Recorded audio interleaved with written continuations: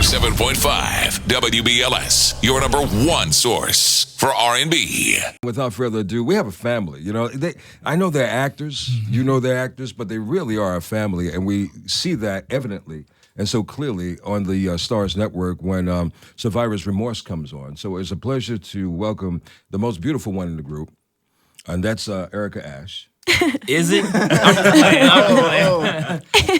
And then we have Usher, brother Jesse Usher, although is your Or first name? Jessai. Jessai, right? No. Jessai. It's Jesse Usher. Yeah, it is.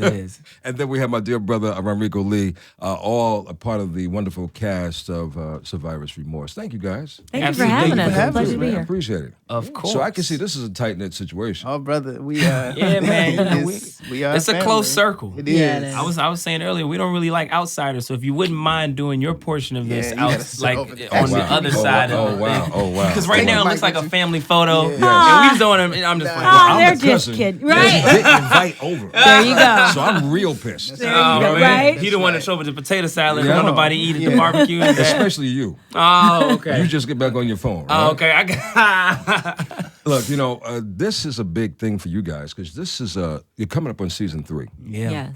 of Survival. How does that make you feel? I know how it would make me feel, but from each of you, let's go down the line. You know, how does it make you feel to be a part of a dynamic show that is executive produced by LeBron James, and wonderful concept and a relatable concept? It makes me feel like the fans are with us because Starz is not a channel that you just pick up and click to. You have to actually order it. You have to intentionally get Starz. So for us to be such a, we started off a little slow, and then the word of mouth is what I think catapulted us into a season 2 and then subsequently season 3. So the people are out there and they're talking about our show and they're getting the word out there for us. And so I think it's just a testament to just how good the show is, that the audience wants it, and that's why it keeps coming back. So I'm really proud to be a part of it. Now, you play Cam Calloway's sister. I do. And you look like the sister that would definitely get on the last nerve. Because I just got to just tell, ladies and gentlemen. But the I don't know how to chemistry is take good, that. You look like somebody that would get on somebody's nerves. And she Thank is. you. That's somebody. You've been witnessing it this whole time. though. Thanks. Exactly. Real Nah, I'm quick. just playing. No, but Jesse, it's wonderful to have a wonderful sister. And do you have sisters in real life? I do. I have an older sister. Oh, so there you go. And We do. Her name these is two- Tia. Yep. See, we do. You hear this? Like, Yeah. her and my sister, my actual sister, they get along really well. Yeah, she's awesome. And Enrico, you played the cousin and the manager of this guy. Yes. Which is a challenge. It is. You know. Why? Well, you know, you wear 2 hats, and so you got to know when to take one hat off and put the other hat on. So at times it becomes challenging. I was telling somebody, you know, the thing about it is if Reggie makes a decision, you know, that's what he feels is best for the family. You know, most managers, they go home after 5 o'clock, they shut their phones off. They, you know, no, not the Vaughns. Like I'm still dealing with whatever issues that are on the table. It just doesn't stop. So, you know, it's an interesting thing to play, but really, really fun. You know, it's loosely modeled off of Maverick Carter, who, you know, is LeBron's manager and dear friend from Akron. They went to school together. And we were talking about when LeBron won. It's like the most surreal thing was right after he won, Maverick. It came. I think on the Randy was court. with him. Yeah. And maybe Rich was in there too, and they embraced. And then I think we texted each other and was like, man, it's That's almost the like moment. seeing what it would have been like, what it will be like Yeah. to watch Cam win. And so, you know, it's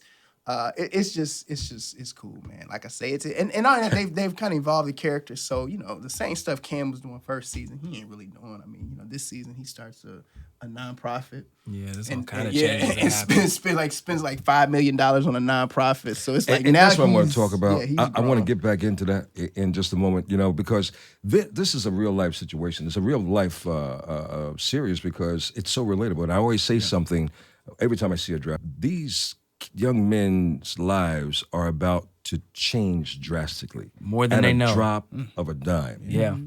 And the preparation, I wonder if there is a lot of preparation. In researching this, and obviously with LeBron being the executive producer of this wonderful project, and were you guys able to kind of get that feeling, or did you guys like, you know, involved with sports over the years and you kind of know the feeling of what an athlete goes through psychologically, emotionally? You know what we've learned especially in that first season, is the discovery process, because you hear about what the changes are gonna be like, and everybody tells you like, oh, everything's gonna be different tomorrow, this and that.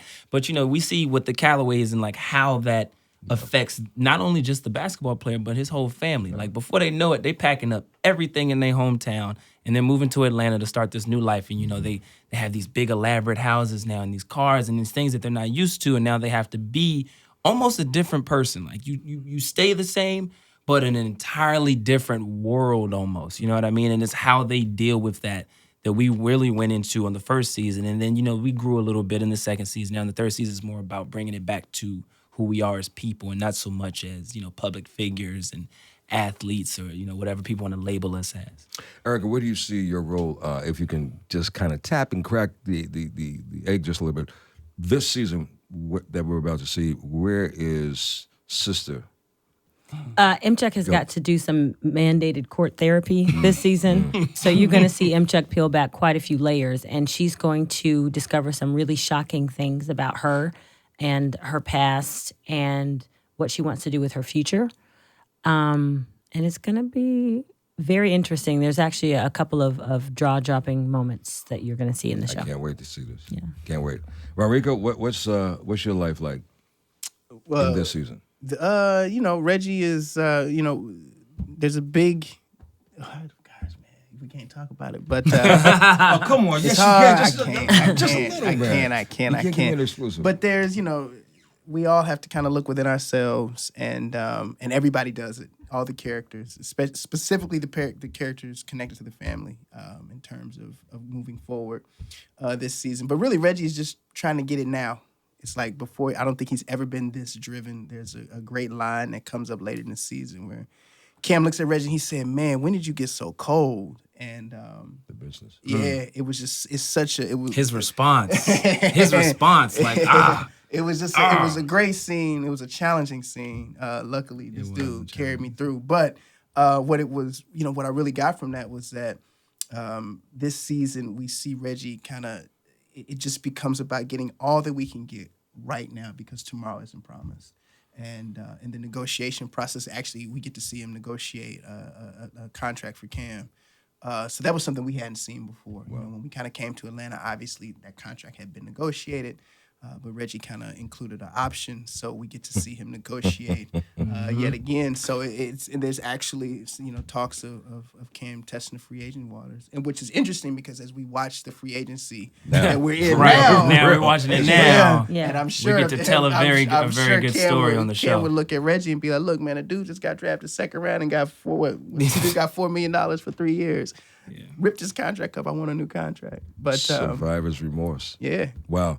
Look, let's talk about the man, Mr. NBA. You mean that man who won Game 7? That man. Yeah, that man. Are we talking about the king? That man. The MVP. The king? About the MVP. Some of the MVP. Okay. Okay. Our executive producer. Got it. I just want to make sure we're on the same page. LeBron James. LeBron James. Yes. Wow. Words. Your thoughts. Man. How would you describe him in one word? In one word. Ooh. Power. Jesse. Energy. Humble.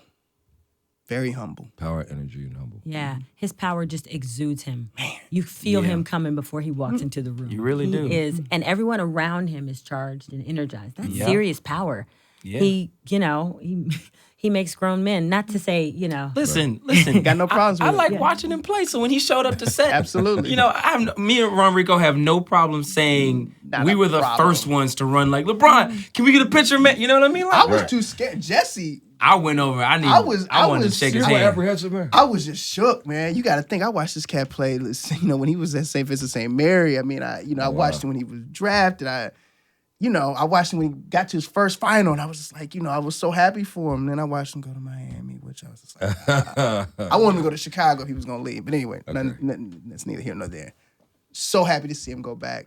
So happy to see him do what he did when he was Man. there. And it's not insane. When you go to Akron, we went up there to shoot an episode last season. When you go to Akron, it's like Akron, nothing against Akron. I'm from the Midwest. I got nothing but love for the Midwest. But it ain't Miami.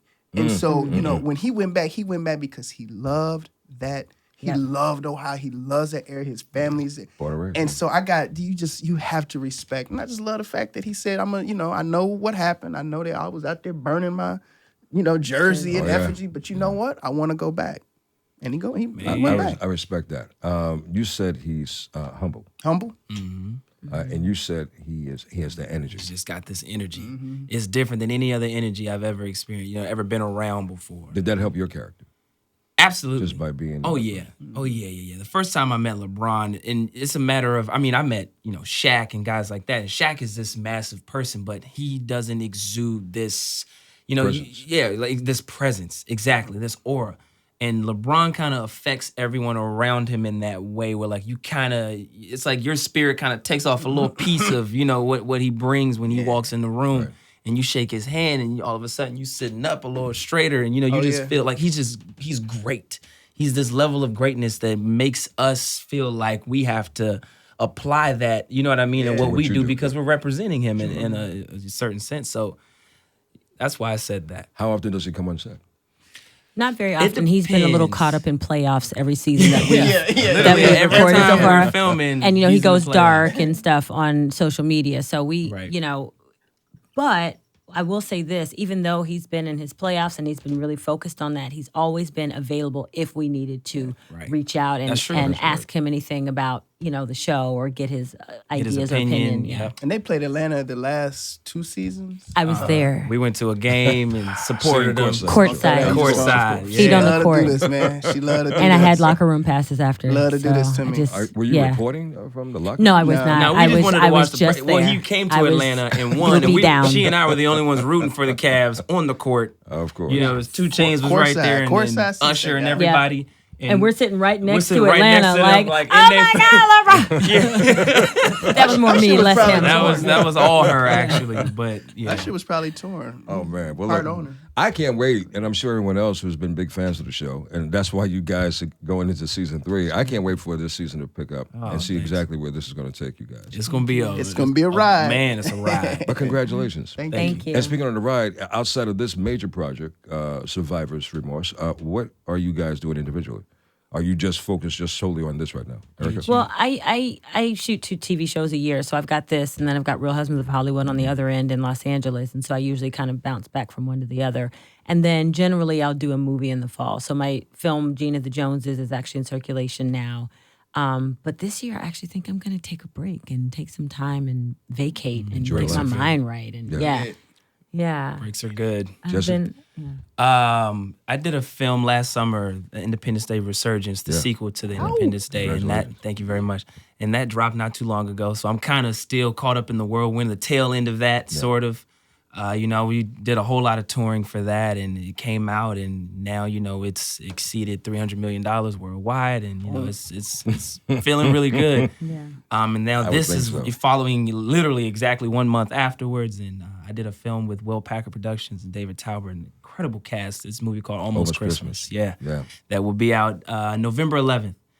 So I'm gonna go from here, and hopefully I'll have a little bit of downtime. I can get back home and remember what it's like to live in Los Angeles, and then It's very important. and it is, yeah, Very to remember where home is, and then the Almost Christmas thing will kick off soon. And the new daddy, Rodrigo? Man, I'm with the kids. You make it sound so like, oh man, come These on. kids. If they call me, man, they call me to work, I go to work. But if they ain't calling me to work, man, I'm kicking it with the family. That's that I quality time. Oh, it is, man. I don't take it for granted for 1 second. I enjoy it. I got a 10-month-old at the house. My 2.5-year-old, he want a bike.